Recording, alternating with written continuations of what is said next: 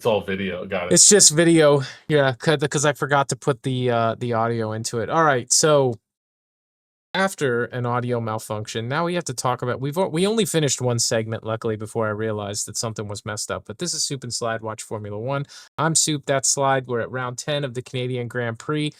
This is a preview of the upcoming action.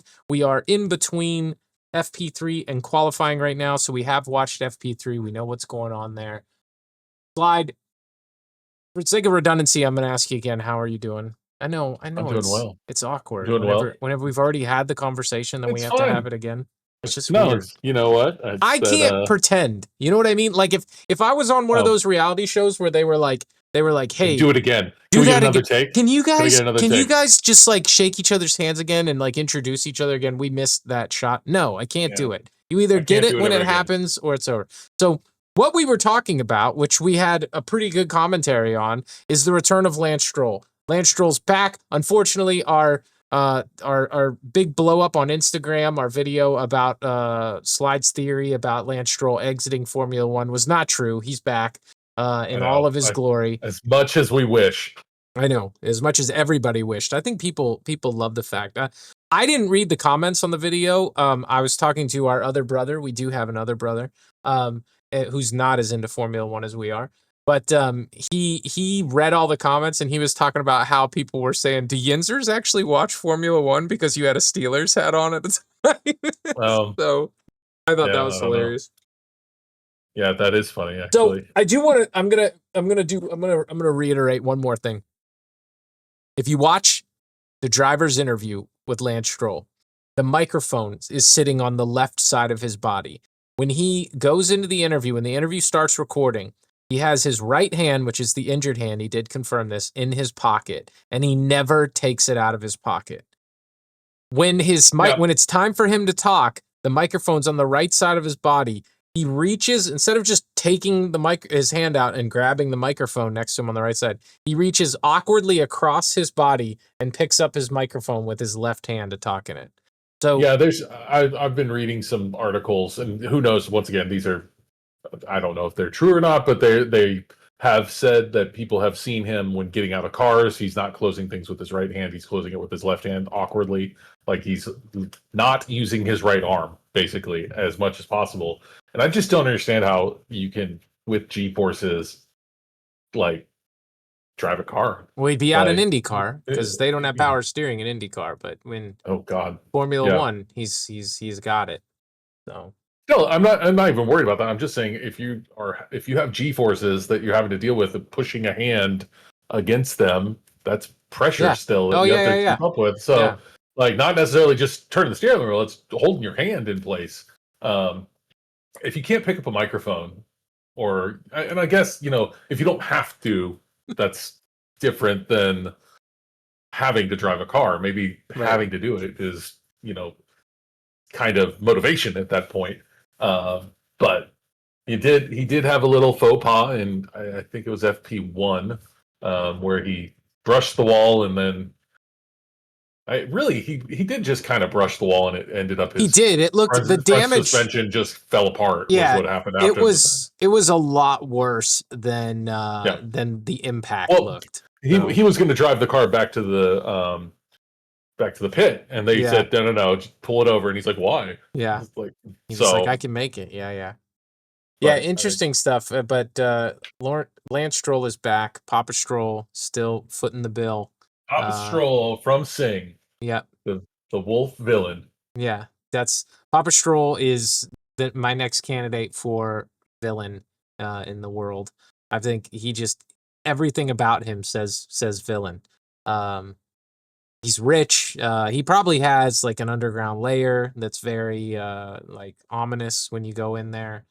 He probably has a laugh that's very like menacing, I think that's what it is more than anything else. So I just pulled up a picture of Jimmy Crystal is the name of the wolf from Sing, and I think it's that Lawrence Stroll is shaped like a villain, very top heavy villain, like almost Gru from Despicable Me. Like, I don't know, it's very very interesting. He's a villain shape, I guess. He's a villain. I didn't really think of it for sure. So interesting stuff going on at the Aston Martin team. But I don't know. I think I mentioned this before. I'm going to mention again for the sake of being awkward here. I hate redoing this stuff, like I already said. But I listened to an interview in 24 Hour Le Mans, and there was a driver that the car fell on her foot. Like they had it up on a jack. The car fell down. The tire fell on her foot. It broke her foot in 3 places. She was supposed to drive today. She's not driving. She explained this. She said very clearly, "This is what happened. This is why I'm not driving." And the transparency was refreshing, right? Why they wouldn't just be transparent about what's going on only leads us to speculate that something that wouldn't look good is what really happened. They would just be totally transparent instead of blaming this like weird convoluted story where they're like, he had a nagging injury. I mean, like, he's not 50. You know what I mean? Like 50-year-olds have nagging injuries.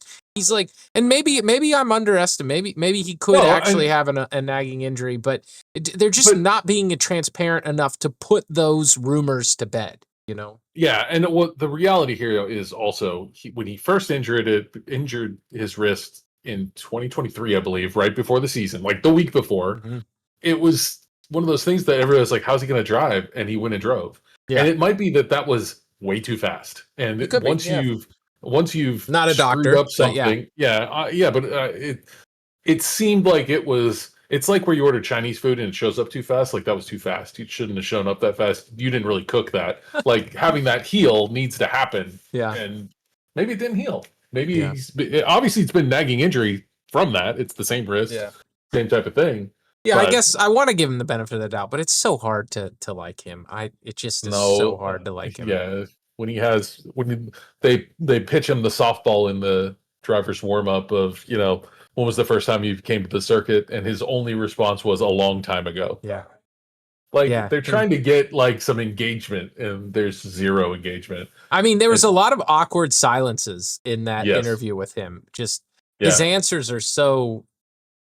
I appreciate I would love to just be inside Lewis Hamilton's head during that interview. Oh yeah. And Lewis Hamilton, did you hear? I mean, I watched the whole thing because I was in a situation. I was actually at the car dealership getting my car, doing the maintenance on my car, and so I just had time to kill. So I watched the whole thing. And Lewis Hamilton, his responses, like when they ask stupid questions, he gives them stupid answers. And I don't mean stupid like like he's not giving a thought out answer. He tells them what they want to hear because that's what they're at. It's a stupid question. But when they ask good questions, he gives very thoughtful answers. And even Max Verstappen, who hates doing the media stuff, gives thoughtful answers, Unless he really doesn't want to, and then he does. Max Verstappen, unless there's some kind of controversy going on, and then he will. Which is interesting. Yeah, segue. If you want to segue, go ahead. Yeah, go for it. I mean, realistically, we've had 2 weeks. Everybody's had 2 weeks to marinate on the fact that he kind of dive bombed George Russell. Kind of, yeah. He didn't steer away, that's for sure. Yeah, but yeah. So there's been a lot of talk about that for 2 weeks, and apparently he actually apologized to the team, is something I read as well. So that's a little different. He did post on Instagram and everything else, that it wasn't the best choice. It wasn't exactly an apology, but it was as much of an apology as I think you could see from Max Verstappen. Yeah. But apparently he did apologize to the team, which is I have utmost respect for that, to say, look, hey guys, I screwed up. I cost us a lot of points is what really ended up happening. Yeah. So, but is he on 11 points? 11 out of 12 points, until he's got 2 races. I can't remember when it ends. I think it might be maybe the Austrian Grand Prix, which is the end of this month. He has 2 races left where he is about to go over the 12 points, which will give him a race ban, 1 race ban. Last time we saw that was K-Mags last year. I think he got a race ban. It was. And it's the first one in a while since that's happened. Yeah, right. And I mean, I think the system is a good system. I like the way it's set up. I think it punishes drivers who are fighting for, points to continually follow the rules. I know that there's penalties during the race and that you get penalties, during the race, but I think if you continually are breaking the rules and exploiting that, you need to be punished in a different way. So I actually really like the 12-point rule. So we'll see. The big talk has always been, well, is he going to change anything? And I don't see him changing anything. I think if he gets a race ban, he gets a race ban. But when is Max Verstappen, and when have we ever seen him change his driving style? He does not. Yep. I think the one thing that I will say is that this year, he, in his interviews and everything everything, all the media that he's done, he has been very open about the fact that the car is not where he thinks it should be and is not as competitive as it was in previous years, relatively speaking. And so I think you see that a little bit on the track, where when he knows, like, this isn't worth fighting for, like, it's not my race, he lets people go by more than you've ever seen him. Whereas, like, last year, when he knew he had the competitive car, when he knew he could win the races, in the years before, don't even try to pass him. Like, he's not going to give up the spot. He's not going to win 19 races like he did in 2023. Right. Like, it's just, they were so far ahead of everyone at that point that he was just ahead. Now he has to battle. Right. And he's still, even with a car that may not be as good as it was 2 years ago, he's able to do that. Like, he is still third in the points. So right, yeah. I mean, he's definitely not out of the race. There's no doubt about it. Who is out of the race is his other driver, Yuki Tsunoda, who has been absolutely absent in the past couple races, which leads to the speculation once again: is the car only drivable by Max Verstappen? Which I think it's easy to answer that question now. Yeah. Yeah, I mean, I don't know what Yuki did in FP1 and 2, but I did see that he was P20 in FP3. Yeah. So I don't know if they were, testing things, trying things out, seeing how he did with that, but it's pretty rough. And when, Max ends up in 10th place and Yuki's obviously not in points at that point, like last race, that makes it real hard for them to keep up, and they're falling behind. There's no way. So, I won't say Max Verstappen's out of the race for the Drivers' Championship, because it's mathematically, you just look at the math. But is Red Bull out of the race for the Constructors' Cup? I think the answer might be yes, right? I think because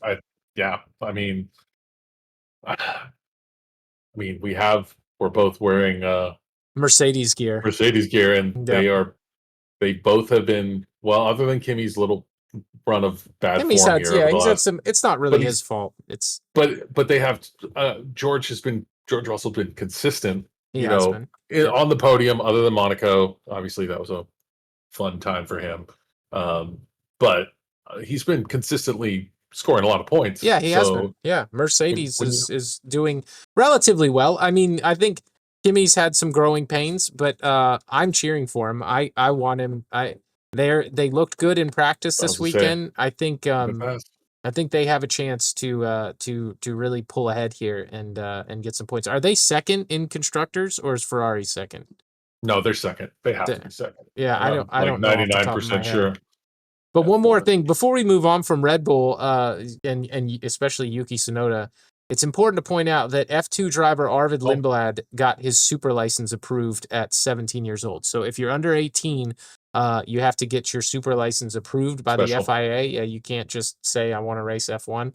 And they did approve it. So Verstappen, Kimi Antonelli, and Arvid Lindblad, I think, are the only 17-year-olds that have got super licenses for F1. And I have to admit, like, and maybe this is dumb and people will say, like, oh my God, how did you not know? But I didn't know who he was until this story came out. Like, he wasn't, I think it's his rookie year in F2. And, I watch F2. I wouldn't say I watch F2 like I watch F1, but I keep up with what's going on. And I didn't know his name. I didn't know who he was. So apparently they think he's impressive enough that they wanted to get him his super license. Yeah. And is Yuki Tsunoda going to, get kicked out and put Arvid Lindblad in before the end of the year? I mean, I think it would be bad form. I think they just chew through drivers. I was incorrect, by the way. Ferrari is ahead of Mercedes. I thought they might be. Yeah. They're all kind of packed up at Ferrari with 165, Mercedes 159, and Red Bull with 144. So that's the next group that's obviously well behind McLaren at this point. Yeah, and interesting with Ferrari, there's been rumors this weekend about not necessarily rumors about Fred Vasseur leaving, but more of the way I understood it is the Italian media kind of wants Fred Vasseur out of there, that they don't think that they're doing a good enough job this season. I think Leclerc and I've seen weird Hamilton rumors. they've both jumped to his defense. But are they thinking about making a change at Ferrari? I don't know. I don't know the answer to that. I've seen weird rumors all the last 2 weeks, and obviously there's always F1 rumors that are right. That are probably just people throwing out stuff on the internet that isn't true. But I've saw things that Christian Horner is going to be the Ferrari principal. I've seen Charles Leclerc is going to leave and go to Mercedes. Like, there's all kinds of craziness. Verstappen to Mercedes has been a thing for the past, I don't know how long. Yeah, it's every year consistently. But I don't know. I think Mercedes could have a way more interesting team. Can you imagine if they just traded Kimi Antonelli to Ferrari? Oh man, how huge would he be at Ferrari? Be massive. But that brings up an interesting point and something that I was thinking about with Ferrari. If you look at F1 teams, there seems to like look at McLaren, for example. McLaren seems to have like a very international mentality and mindset as far as their F1 team goes. Sure, yeah. Ferrari is very Italian, and I'm not saying like they're racist or anything, or like they're ethnically restricting their rosters and everything, but they have pride in it. They do, and that's okay. Like I think this is perfectly okay. But is their pride in being Italian keeping them from putting the best team together at Ferrari? And I don't think that's a problem. I mean, Fred Vasseur maybe it is. Maybe it isn't. I know he's not Italian. That's fair. I mean, Hamilton, not Italian. Yeah, but the rest of the team is Italian. Like their engineers are Italian. All of their mechanics are Italian. Pretty much everybody in a seat, of importance in that team is Italian, unless it's driver, team principal. I think that might be it. To be honest with you. I'd have to look at their roster. I mean, I don't know. I could be wrong. I could be completely wrong. They could have a ton of international people there, but I know they're very Italian, and sometimes I wonder if that just limits them from making a team as good as the rest of the F1 teams, because that seems to be what's wrong with Ferrari. It doesn't seem to be that we know their drivers are good. We know their team principal is experienced. It doesn't seem to be those things that are the problem. It seems that they don't put a car on the grid that can compete as well as Ferrari should be competing. And we know that in the past, their strategy, and sometimes recently, their strategy is a little questionable, right? Like they do some crazy stuff with their strategy. So their strategy, their communication. Right. The drivers are getting frustrated with their engineers during race and qualifying. I mean, it's so memeable. I mean, that's true. They've given some of the best team radio this year, bar none. Yeah. I mean, it's just hilarious. Well, and let's be we just mentioned it. They're second in constructors, so they're not doing poorly. You know what I mean? It's just but I think everybody expects so much. And this is such a weird year for F1 in that it's the last year of the specifications. So you never know like what teams are doing looking forward to 2026. Like, are they going to just stop working on the car realistically? Because at some point they have to kind of split focus. And I don't know with Ferrari and realistically Ferrari, it doesn't matter as much what position they come in constructors, because they still get the most money of any constructor from F1. So, why do you say that? What do they? Why do they get the most? How that goes? They get a prestige bonus for being Ferrari. Oh, really? God, I wish I got a prestige bonus for being me. Prestige F1 Ferrari bonus. So they just want them in F1 because they've been the face of F1 for so long. Sorry, legacy payment is what it's called. Legacy Historical payment. bonus. The bonus is estimated between 5 to 10% of the total prize pool. It varies, but they always get it every year. So they're fat and happy is really the problem. Yeah. So it's like the Dallas Cowboys. Like they're never going to go to a Super Bowl. They're still the biggest brand in the world. They don't have to win. I don't think that's necessarily Ferrari. true. I want to see Ferrari do well. I'm not necessarily saying that that's what's happening there because the Tifosi they're gonna be on them nonstop. You know? I think they want to win. The rumors about kicking out Vasseur because they're not number one in the constructors. You know, they're not. They don't have a driver in the mix right now for the drivers' championship. So yeah. So, but realistically, this year, it's like they have to split focus at some point. They have to move on and start doing 2026. So if you're in second and McLaren is just dominating, double your points. I think it's double. It's a lot. They're ahead by a lot. Yeah, no, it's double. Yeah. More than double their points. Like, all right, we'll come in second. Like, it's still mathematically possible that they could come back. I mean, there's plenty of races. We're not even halfway through the year, you know? I agree. And for all we know, this will be the first race where McLarens get to race each other and they do something stupid and take each other out, and then they have no points. It's going to happen. It's going to happen. I think Lando Norris and Oscar Piastri have been very kind to each other on the track, to the point where, like, last race, for example, Piastri didn't even ask what strategy Norris was on during the safety car. Like, I think he probably knew, right, that he was on softs. Like, he probably knew that. Yep. But then he did his restart basically all to try to keep Verstappen behind him on the hards. Like, he slowed down the restart to keep Verstappen behind him. So, but he didn't care. He doesn't care. He doesn't care that Lando's right behind him. And you could argue, well, maybe he's playing the team game, and maybe he just is okay with the fact that, like, if Lando won or he won, either one, he knows they're going to get the 1-2. But at some point, one of them is going to have to say, I want to win the drivers' championship, and they're going to start racing each other. I don't know when it's going to happen, though. I don't even know if we're there yet this weekend. But, you know, it would be great as an F1 fan and not necessarily as a McLaren fan because I don't really want them to wreck each other. But it might happen. It might happen soon, you know, where they end up going at blows with each other for the lead. So we'll have to wait and see. I hope they get to race. I hope we see something like, I think it was at Azerbaijan last year where Piastri overtook him. Oh yeah. He did that. He did that wild overtake that nobody saw coming. Lando didn't see it coming, and he ended up winning the race. Yep. I can't remember which one that was, but I do remember it was right at the beginning. It was like turn 1, and not only it wasn't Azerbaijan. It wasn't Azerbaijan, but not only did he overtake Lando, he basically cost Lando the race.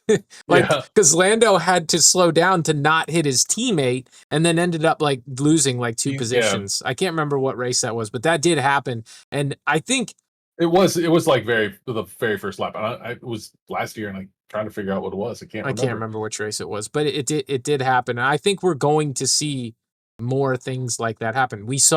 For example, we saw Lando try to take a toe for Oscar in qualifying last week. Cheeky. So cheeky. Yeah, a cheeky toe is it was in Monza. It was Monza. Was it? Last year. And did Piastri end up winning Monza? I can't remember. I thought Leclerc won Monza last year. No. Leclerc won Monza because there was massive Ferrari craziness. I'm pretty sure it was Monza. I'm going to watch the... Well, the interesting thing, too, and this, you know, with Verstappen not in the mix... But he's always in the mix. Yeah, sure he is. He's always in the mix. But I kind of like him being in the second, third, fourth because I like him being, you know, I like to watch him throw his elbows out because his red mist is the most entertaining out of any other drivers on the grid. But I am happy because I think we're going to see Russell race Verstappen a lot more, and that's always dramatic. I mean, last week it was dramatic, but it's always dramatic. So I'm kind of excited about that. Another thing I wanted to mention that I think is important, Kick Sauber is on a little... They started last week. What I'm going to predict is going to be a turnaround for their team. And I can tell you why. It's not completely. Of course, I started to pay attention to them because they scored points last week. They did well. Nico Hulkenberg finished fifth place, I think. Yeah. Like, and where was? I don't think Bortoletto was in the points last week. But I think he was in 11th. Yeah, he was close. He was very like right close. on the edge. Yeah. And if it might have been 12th because I think we were looking at whether or not V-Carb got double points. Okay. Or something like that. I was not aware. I knew that they're taking on the name Audi next year, right? Yep. I knew that. What I was not aware of until I started digging into the team is that the management has already completely taken over. So the future management has already taken over the team. Mm-hmm. Jonathan Wheatley, former Red Bull, I think he was the rules specialist at Red Bull, is the team principal. Everybody speaks very highly of him. I thought it was the guy that was the old. No, Matteo Bonotto is not the team principal. He's not the principal. Yeah. He's just in charge of it. I'm not sure exactly what his role is, but Jonathan Wheatley is definitely the principal. And I think now they're one of the teams that it makes complete sense to just be like, let's just throw away this season and go straight to 2026. Well, but I don't think they're doing that yet. I don't think any team is completely doing that yet. Let me go back on what I was saying. I do think that there's always learning on the vehicle, the current car, because they can test things and do all that type of stuff. So there's even if they're working on 2026, there's probably small things that are going to come into each one of the cars that'll make them faster, which is what we saw at Spain for Kick Sauer. Because I think it was that race that they were saying that in the speed traps they had the highest top speed.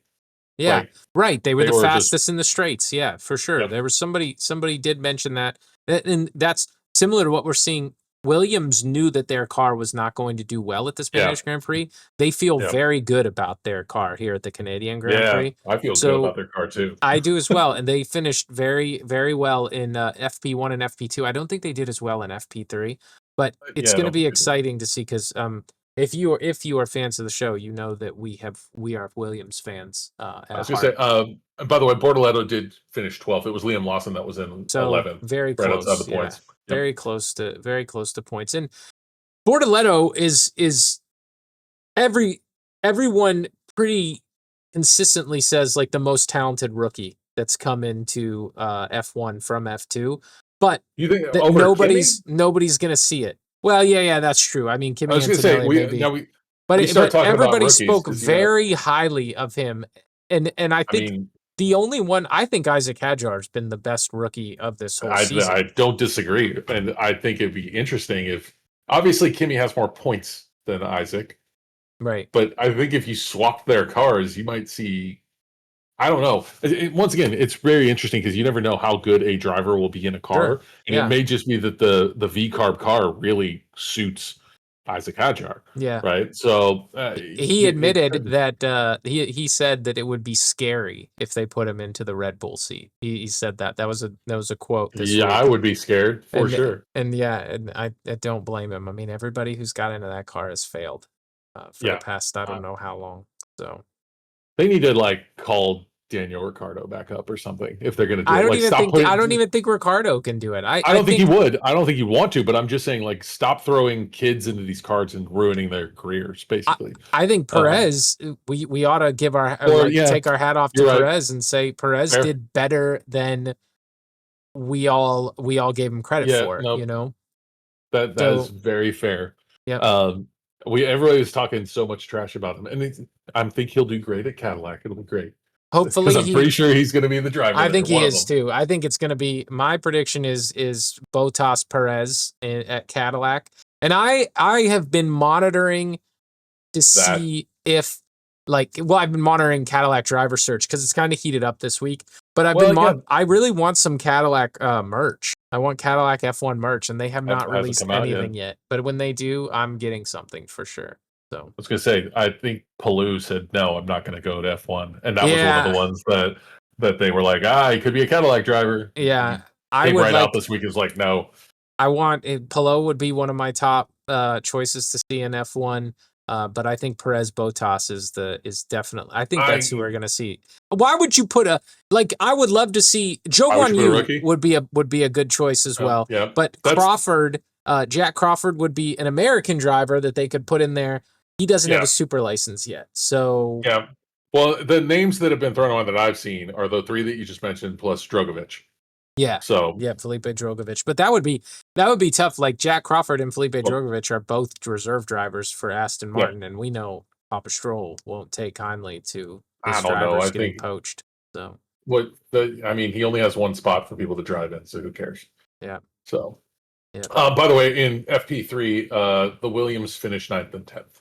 Oh, so interesting. Yeah, so they didn't do as well in FP3 as they did in. No, but you never know what you never know what they're doing with tires or what they're They could testing just and all that be kind of stuff. trying to figure something out that they don't really care what time Yep. finishes. The only time FP3, the only reason FP3 is important is we know from Brazil last year that if qualifying cannot be carried out, that FP3 times are the times that will be used to set the grid. So sometimes it may I don't know how much they think about this, but hey, go do a fast lap, just before we finish this out, because you never know what could happen.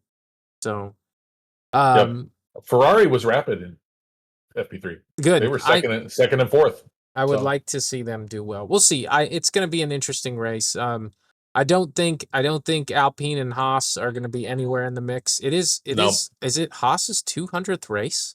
200th race. This is their 200th. They have a bunch of merch out for it because that's the only reason I know. Apparently, the front wing has all the people on the team. They printed all their names, which is kind of cool to see. Yeah. But yeah, they've definitely embraced their 200th race. I don't dislike Haas. Yeah, I don't dislike Haas. I just, they talk about how they're the American team and everything, and like I'm the owner. I just don't like the owner. Is really what it boils down to. Well, he is an American. Gene Haas, yeah, but I'm not a big fan. So, just need to be billionaires and take over a team. Easy. Yeah, right. Do you think? So I don't want to leave Alpine out of the mix. I think Gasly he is like hot and cold all season. But we were talking about Colapinto before we started recording, and do you think Colapinto is going to come into form here, or do you think we've seen what we are going to see from him?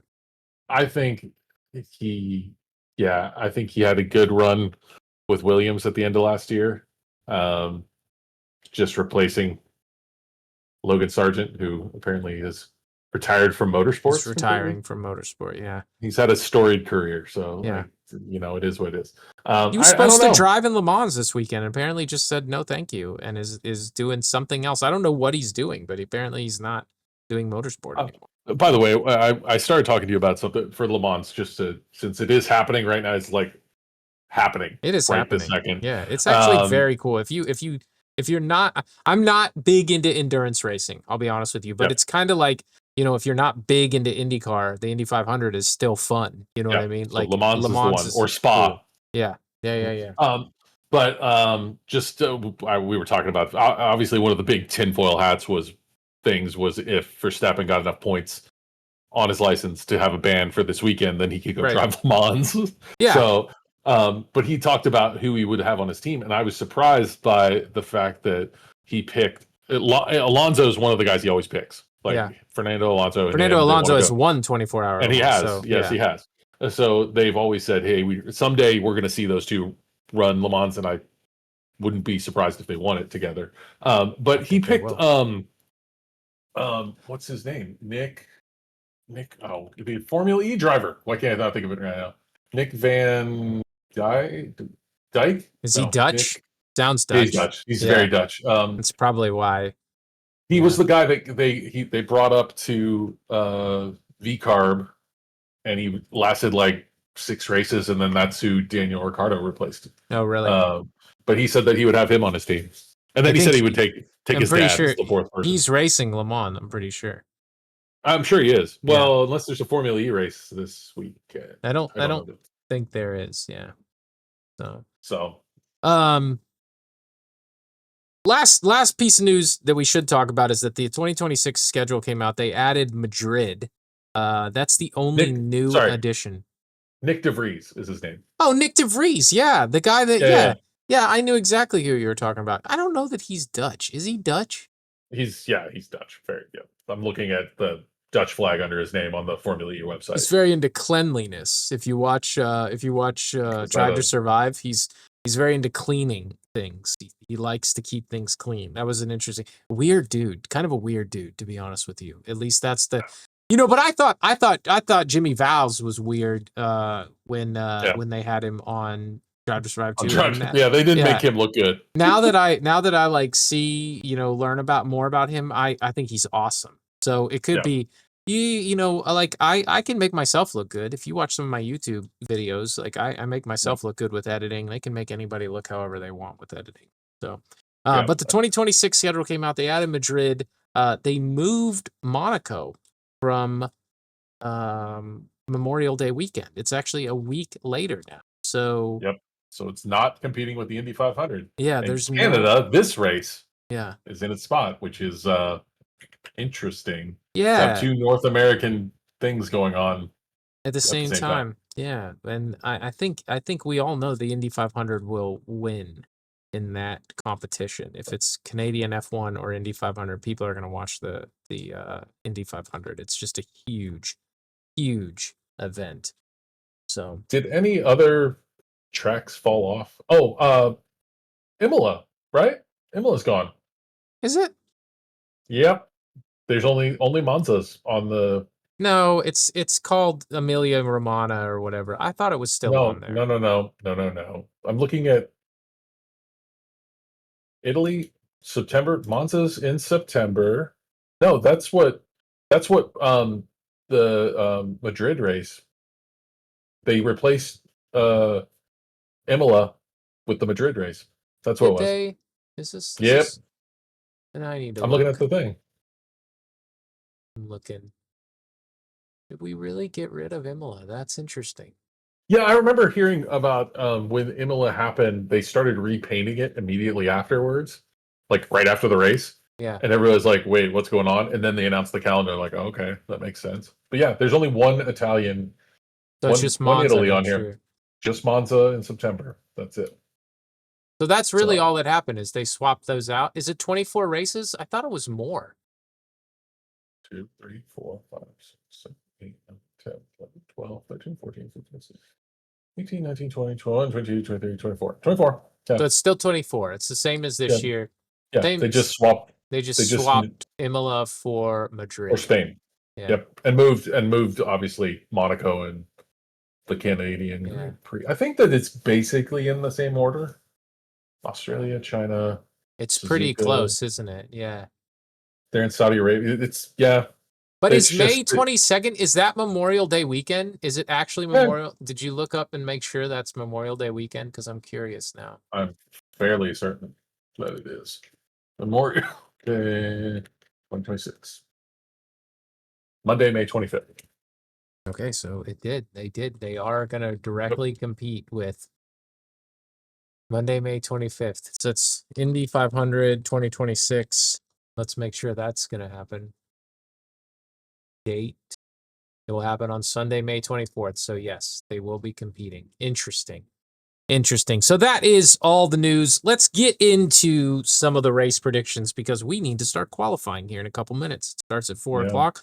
So we got 15 minutes. So I kind of showed my hand to my fantasy strategy earlier. Oh, I haven't done any of that. But so I'm just going to tell you what I did because I don't think you'll be able to do it anyways. So I actually put Kick Sauber into my constructors. Okay. And the reason that I did that is because I wanted to get the money to put Lando Norris onto my drivers. Oh, you swapped? Did you swap Oscar out? I did. I took Oscar out and I put Lando Norris in.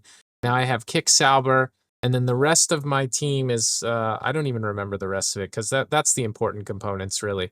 I know I have Alonso on there. But yeah, I did it. And the reason that I did it is because I think the dominant strategy this season has been Piastri and McLaren as a constructors. I think that a Williams constructors would be a very smart move this race, but I wanted to gamble. I really wanted to see if this works, if Kick Sauber is actually on a turnaround, then I'm going to be the only one that scores a ton of points because I don't think anybody else thinks they're on a turnaround right now. So we'll wait and see what happens. That's my strategy. I'll let you. Do you have a strategy this weekend, or you're looking at it right now? I'm doing it right this second, but I can make it work for my team, and I'm going to lock this in right now. Continue, confirm changes. So I have Oscar Piastri. I'm leaving in with my DRS. I have both Albon and Sainz. Oh, and Williams as a constructor. Nope. No. I have both Albon and Sainz. I have Alonso and Hulkenberg as my other two drivers. I have Alonso and Hulkenberg as well, yeah. And then I have Racing Bulls and McLaren as my constructors. Oh, it's a good lineup. That's a good lineup. And it fits. Aren't you 1 point? Fits. You're 1 point ahead of me, right? I have not looked. I thought I didn't catch up. I think you're 1 point ahead of me. So leagues, classic, private. We'll see. We'll see what happens. Oh, I'm rank 1. Yeah. Yeah. I'm gonna stay with what I'm doing. I'm gonna stick with it. So yeah. We'll see. Like I had some cap room apparently, and I can move some stuff around. Let's see what happens. Going with Williams, I think that's a smart move. I honestly, if I wasn't taking a gamble that I'm taking right now, that's probably exactly what I would be doing. So, predictions for pole. Who do you have on pole this qualifying session? I have to go with Oscar Piastri if I'm going to put him on my team and have a I've got Lando. Okay, Lando's going on pole. Okay. Are we both good? Here, I'm gonna write them down for us. So pole position, Oscar, Tim, Lando, Adam. Second. Who's gonna come in second? I don't care about that. I just want to know who's gonna. Oh, you just want to do pole. You don't care who's gonna be on the front line. Yep. I want to know race podiums after that. That's what I want to know. Okay. Race podium. 1, 2, 3 for your podium. All right. Do you want to just shout them out, or do you want to go? Tell me what you think. I do think it's good. I think it's gonna be another McLaren one too. But I'm gonna go Oscar, Lando, and I think George Russell's gonna come third. It's boring as hell, but that's what I think is gonna happen. Oscar, Lando, George, Russell. What do you think? I'm going Lando. I'm gonna go Lewis Hamilton. Whoa. Okay. And then I'm gonna go Oscar third. All right. You think Lewis is going to be the guy? Because there's a part of me that wants to say that Leclerc is going to do something this week too, just because. I think it's Hamilton's weekend. I'm ready to see him return to form. The Canadian Master is going to make it happen. Yep, I do. That's what I think. What about I always like to see what's your one weird prediction for the race or for qualifying? For qualifying? Who's going to go out? I think in like Q1 that shouldn't go out in Q1. Well, I could just go with I could go with Leclerc, and say Leclerc. Oh, you think that he's going to? Yeah. Maybe with a mechanical issue since he wrecked his car this weekend. I mean, he did a pretty good number on his car. So let's say I'm going to say Leclerc goes out at the beginning of. He's going to go out in Q1. So, how about you? I'm trying to think what I would do as a weird Q1 exit. I mean, you know what? I'm going to go out on a real. I think I'm going to say Max doesn't make it out. No, it doesn't make it out of Q1, really. It doesn't make it out of Q1. I think to your point that Leclerc has a problem, I think he could have some type of issue in Q1. Whether it's we have, a lap deleted for yellow flag type of thing. Yeah. Or he can't finish because of a red flag or something like that. Yeah, something like that I think is going to happen to him, and it's going to throw him into the stratosphere. Yep. Which will be great TV to watch. Cool. All right. Well, we're about to start. We're about 9 minutes out here. I am Soup. That's Slide. This is Soup and Slide Watch Formula One.